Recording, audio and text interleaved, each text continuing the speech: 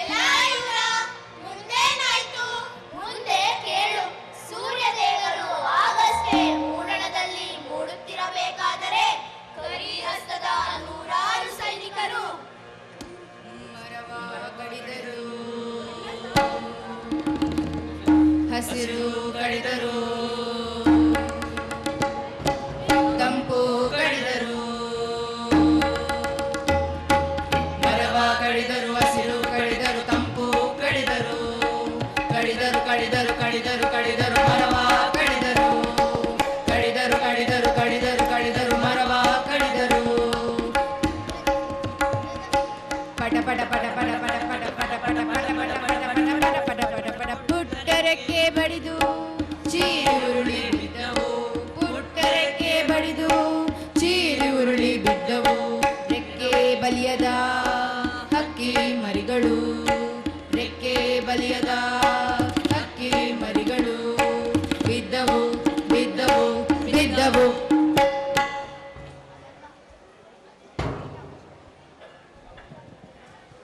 ಮಂತ್ರಿಗಳೇ, ಈ ವನವನ್ನು ನೋಡಿ, ಎಷ್ಟೊಂದು ಗಿಡ, ಎಷ್ಟೊಂದು ಮರಗಳಿಂದ ಎಷ್ಟು ಹಚ್ಚ ಹಸಿರಾಗಿವೆ ಅಲ್ಲವೇ? ಹೌದು ಪ್ರಭು. ಕಾಪಾಡಬೇಕು ಪ್ರಭು, ಕಾಪಾಡಬೇಕು. ಏನು ವನಪಾಲಕರೇ? ನೆರೆ ರಾಜ್ಯದ ಸೈನಿಕರು ಪ್ರಭುಗಳ ಉಪವನದ ಮರಗಳನ್ನು ಕಡಿದು ಹಾಕುತ್ತಿದ್ದಾರೆ, ಕಾಪಾಡಬೇಕು. ಏನಂದೆ? ಹೌದು ಪ್ರಭು, ವೈರಿ ಸೈನಿಕರು ಇಂದು ಮುಂಜಾನೆ ಆಯುಧ ಸಮೇತ ಎತ್ತರವಾದ ನೀಳವಾದ ಮರಗಳನ್ನು ಕಡಿದು ಹಾಕುತ್ತಿದ್ದಾರೆ. ಪ್ರತಿಭಟಿಸಿದೆವು, ದಯಮಾಡಿ ಇಂತಹ ಕಾರ್ಯ ನಿಲ್ಲಿಸಿ ಎಂದೆವು. ಕೇಳಿ ಅಟ್ಟಹಾಸದಿಂದ ನಕ್ಕು ನಮ್ಮನ್ನು ತಳ್ಳಿ ತುಳಿದು ಮತ್ತೆ ಕಟ್ಟಲಾರಂಭಿಸಿದರು ಪ್ರಭು. ತಾವು ಕಾಳಜಿಯಿಂದ ಬೆಳೆಸಿದ ಒಂದೊಂದು ಮರ ಉರುಳವಾಗಲು ಪಕ್ಷಿಗಳು ಹೊದರಿ ಹಾರಾಡುತ್ತಿದ್ದವು. ವನ್ಯಜೀವಿ ಪ್ರಾಣಿ ಪಕ್ಷಿಗಳು ದಿಕ್ಕಪ್ಪಾಲಾಗಿ ಓಡಿ ಹೋದವು. ಆ ದೃಶ್ಯ ನೋಡಲಾಗುತ್ತಿಲ್ಲ ಪ್ರಭು, ನೋಡಲಾಗುತ್ತಿಲ್ಲ. ಸೇನಾಧಿಪತಿಗಳೇ, ಬೇಗ ಹೋಗಿ ಅವರಿಗೆ ಸರಿಯಾದ ಶಿಕ್ಷೆ ಕೊಡಿ. ನಾವು ಹಿಂದಿನಿಂದ ಬರುತ್ತೇವೆ. ಅಪ್ಪಣೆ ಮಹಾಪ್ರಭು.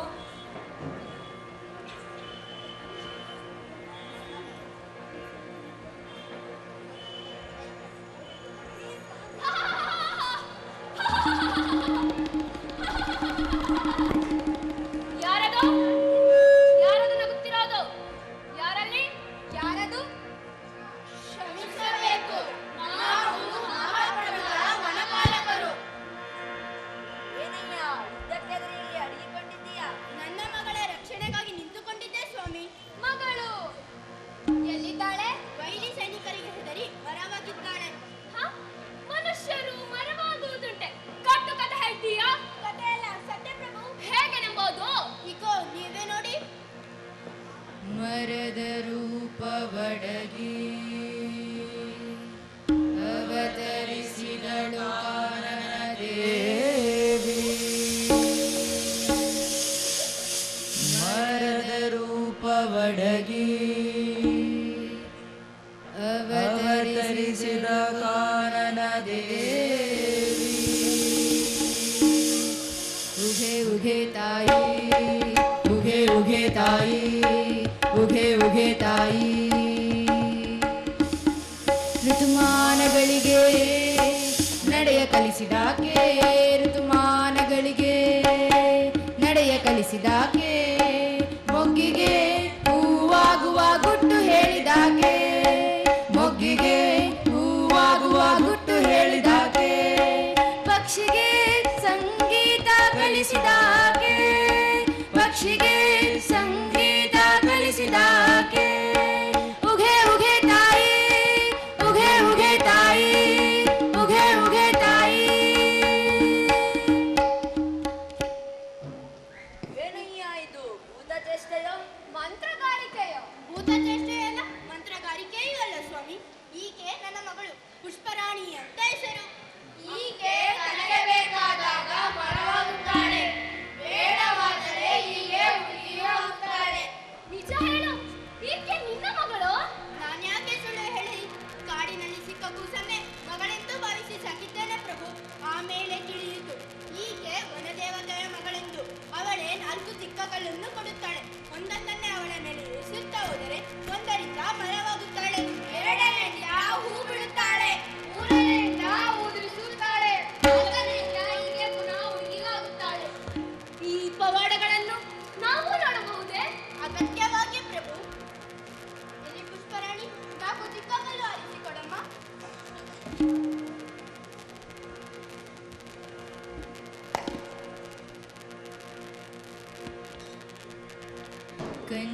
ಕರಗಿ ಚಿಕ್ಕ ಮರ ನಿಂತಿತಣ್ಣ ನಿಂತಿತಣ್ಣ ನಿಂತಿತಣ್ಣ ಆ ಆ ಆ ಸಾವಿರ ಹೂಗಳು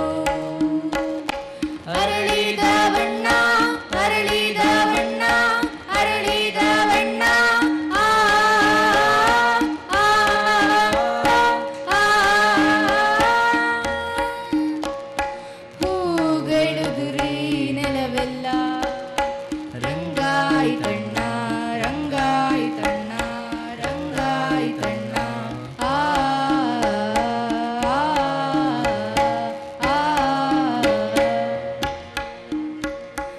ಮತ್ತೆ ಅವತರಿಸಿದಳು ಕಾನನ ದೇವಿ ಉಘೆ ಉಘೆ ತಾಯಿ ಉಘೆ ಉಘೆ ತಾಯಿ ಉಘೆ ಉಘೆ ತಾಯಿ ಅಯ್ಯ, ನನಗೊಂದು ಉಪಕಾರ ಮಾಡ್ತೀಯಾ? ಪ್ರಭುಗಳಿಗೆ ನನ್ನಂತ ವನಪಾಲಕ ಮಾಡುವ ಉಪಕಾರ ಏನಿದಿತ್ತು? ಈ ಪುಷ್ಪರಾಣಿಯನ್ನು ನನಗೆ ಮದುವೆ ಮಾಡಿಕೊಡಯ್ಯ. ಈ ಪ್ರಶ್ನೆ ನಿಂತ ಕಾಲು ಮೇಲೆ ಕೇಳಿದರೆ ಹಾಗೆ ಉತ್ತರಿಸಲೇ ಪ್ರಭು. ಕೇಳುವವರು ಮಹಾಪ್ರಭುಗಳೇ ಆಗಿರುವಾಗ ಯೋಚಿಸಿ ಹೇಳುವಂತದ್ದೇನಿದೆ? ಬಾಗೆ ಬಂದು ಬಾಗಿಲು ತಟ್ಟುವಾಗ ನಾಳೆ ಬಾ ಅನ್ನುವರುಂಟೆ.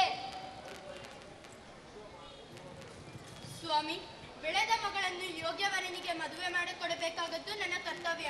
ಆದರೆ ಇದಕ್ಕೆ ಪುಷ್ಪರಾಣಿಯ ಒಪ್ಪಿಗೆ ಬೇಕಲ್ಲವೇ? ಏನಯ್ಯ ನೀನು? ಪುಷ್ಪರಾಣಿ ನಿನಗೆ ಮಹಾರಾಜರ ರಾಣಿಯಾಗುವುದು ಒಪ್ಪಿಗೆಯ ತಾಯಿ? ಇದು ಸಾಲದೆ ವನಪಾಲಕ. ಆದರೆ ಪುಷ್ಪರಾಣಿ ಅರಿಯದ ಅನೇಕ ವಿಷಯಗಳಿವೆ ಸ್ವಾಮಿ. ಅವಳು ಮೃದು ಸ್ವಭಾವದವಳು, ನಗರದ ನಾಗರಿಕತೆ ಅರಿಯದವಳು. ಅಲ್ಲದೆ ಮಹಾಪ್ರಭುಗಳಿಗೀಗಾಗಲೇ ಮಹಾರಾಣಿಯವರಿದ್ದಾರೆ. ಸವತಿ ಎಂದರೆ ಏನೆಂಬುದು ಅವಳಿಗೆ ತಿಳಿಸಿ ಹೇಳಬೇಕಲ್ಲವೇ? ಚಿಂತೆ ಬೇಡ ವನಪಾಲಕ.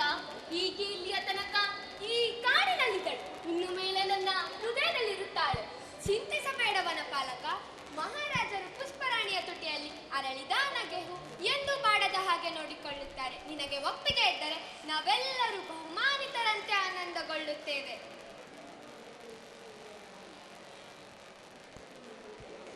ನನ್ನ ಹೃದಯದಲ್ಲಿ ನೆಟ್ಟಿರುವ ಈ ಪುಷ್ಪವನ್ನು ಕಷ್ಟಪಟ್ಟು ಕಿತ್ತು ಕೊಡುತ್ತಿದ್ದೇನೆ. ಪ್ರಭು, ಗಾಯವಾದ ನನ್ನ ಹೃದಯಕ್ಕೆ ಸಾವಿನಲ್ಲೇ ಶಾಂತಿ ಸಿಗಬೇಕು. ಛೇ, ಹಾಗೆಲ್ಲ ಬೇಡ ವನಪಾಲಕ. ಪುಷ್ಪರಾಣಿ ಸಮೇತ ನಮ್ಮೆಲ್ಲರನ್ನು ನಿನ್ನ ಹೃದಯದಲ್ಲಿಟ್ಟುಕೋ. ಅಂದರೆ ನಾನು ಈಗಲೇ ನನ್ನ ತಂದೆಯನ್ನು ಬಿಟ್ಟು ಹೊರಡಬೇಕೆ? ಹೌದು ತಾಯಿ. ಅಪ್ಪ, ನನ್ನ ಪ್ರೀತಿಯ ಮರಗಳೇ, ಪ್ರಾಣಿಗಳೇ, ಪಕ್ಷಿಗಳೇ, ನನ್ನ ವೃದ್ಧ ತಂದೆಯನ್ನು ಚೆನ್ನಾಗಿ ನೋಡಿಕೊಳ್ಳಿ. ನನ್ನನ್ನು ಕಣ್ತುಂಬ ನೋಡಲ್ಲದೆ ಬಾಯಲ್ಲಿ ನೀರು ಕೂಡ ಹಾಕುವುದಿಲ್ಲ. ನನ್ನ ನೆನಪೇ ಅವನಿಗೆ ಸಂಜೀವಿನಿ. ಆದ್ದರಿಂದ ದಿನ ಅವನಿಗೆ ನನ್ನ ಯೋಗಕ್ಷೇಮದ ವರದಿ ಒಪ್ಪಿಸಿ. ಹಾಗೂ ಬೆಳಗಿನ ಚಳಿಗೆ ಅವನ ಪಕ್ಕದಲ್ಲಿ ಮರೆಯದೆ ಒಂದಿಷ್ಟು ಬೆಂಕಿ ಮಾಡಿಕೊಡಿ.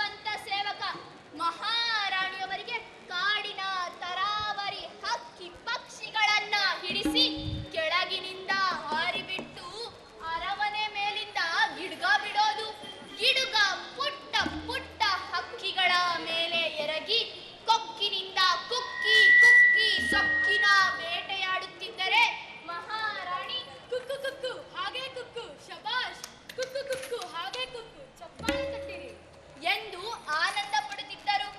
ಏ ಸಖಿ, ನಿನ್ನ ಅಕ್ಕಿ ಬಿಟ್ಟೆಯ? ನನ್ನ ಗಿಡ್ಗ ರೆಡಿ. ನನ್ನ ಹಕ್ಕಿನೂ ರೆಡಿ. ಏನ್ ಹಕ್ಕಿ ಗಿಡ್ಗ ಅಂತ ತಲೆ ಕೆಡ್ಸ್ಕೋಬೇಡಿ. ನಮ್ಮ ದೊರೆ ಸೋಮರಾಯನ ಮಹಾರಾಣಿಗೆ ಪುಟ್ಟ ಪುಟ್ಟ ಹಕ್ಕಿಗಳ ಮೇಲೆ ಗಿಡುಗ ಬಿಟ್ಟು ಕುಕ್ಕಿನಿಂದ ಕೊಕ್ಕಿ ಕುಕ್ಕಿ ತಿನ್ನುವ ಬೇಟೆಯಾಡುವ ವಿಕೃತ ಮನಸ್ಥಿತಿ. ಈ ವಿಕೃತ ವಿನೋದಗಳಿಗೆ ಮಹಾರಾಣಿಯವರು ಸಂತಸ ಪಡುತ್ತಿದ್ದರು. ಅವನ ಹೆಸರು ಮಾತ್ರ ಗುಣವಂತ, ಎಲ್ಲವೂ ಅವಗುಣಗಳೇ ಅವನಲ್ಲಿ ತುಂಬಿರುವುದು. ಅಷ್ಟೇ ಅಲ್ಲ, ಮಹಾಭಾರತದ ಲಕ್ಷ್ಮಿ, ರಾಮಾಯಣದ ಮಂಥರೆ ಎಂದರೂ ತಪ್ಪಾಗಲಾರದು. ಗುಣವಂತ ಒಂದು ಪಂಚರಂಗಿಯ ಗಿಳಿಯನ್ನು ತಂದಿದ್ದಾನೆ. ಅದನ್ನು ಬೇಟೆಯಾಡಲು ರಣಹದ್ದನ್ನು ತರುವ ವ್ಯವಸ್ಥೆಯಲ್ಲಿದ್ದಾನೆ.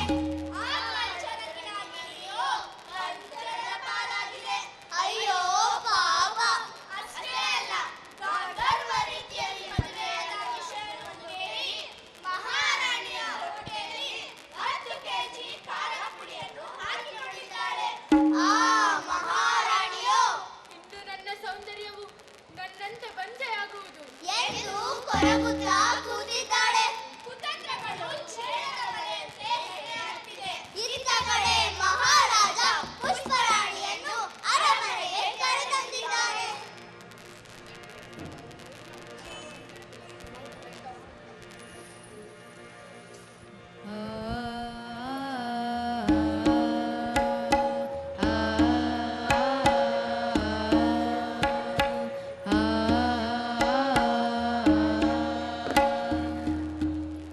ಚಿಂತಿಸಬೇಡಿ ಮಹಾರಾಣಿ.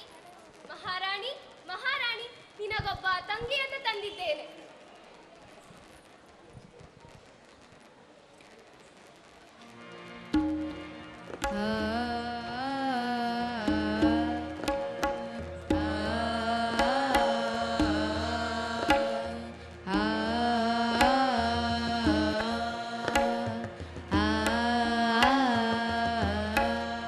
ನನಗೂ ಇದನ್ನು ಕೊಡೆ.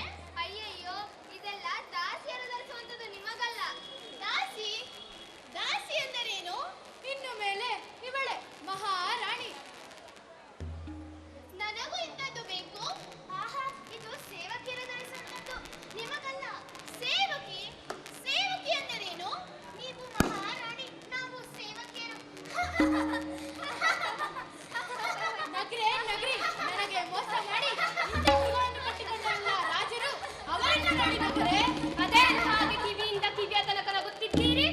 ಮುಗ್ಧೆಯನ್ನು ಕಂಡು ನಗುವುದು ಅನಾಗರಿಕತೆ ಎಂದು ಗೊತ್ತಾಗುವುದಿಲ್ಲವೇ? ಇವಳು ಈ ರಾಜ್ಯದ ರಾಣಿಯೆಂದು ತಿಳಿದಿರಲಿ ಸಖ್ಯರೇ.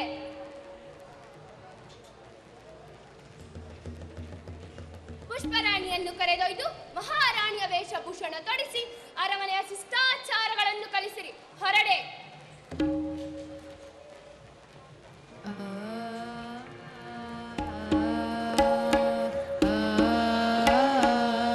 ಮಹಾಮುಗ್ಧೆ ಅದರಲ್ಲಿ ತನ್ನೆಲ್ಲ ಮುದ್ದು ಮಾಟದ ದುರ್ಗುಣ ಮುಚ್ಚಿ ಬೀಗ ಹಾಕಿದ್ದಾಳೆಂದು ನನಗೆ ಗೊತ್ತಿಲ್ಲವೇ?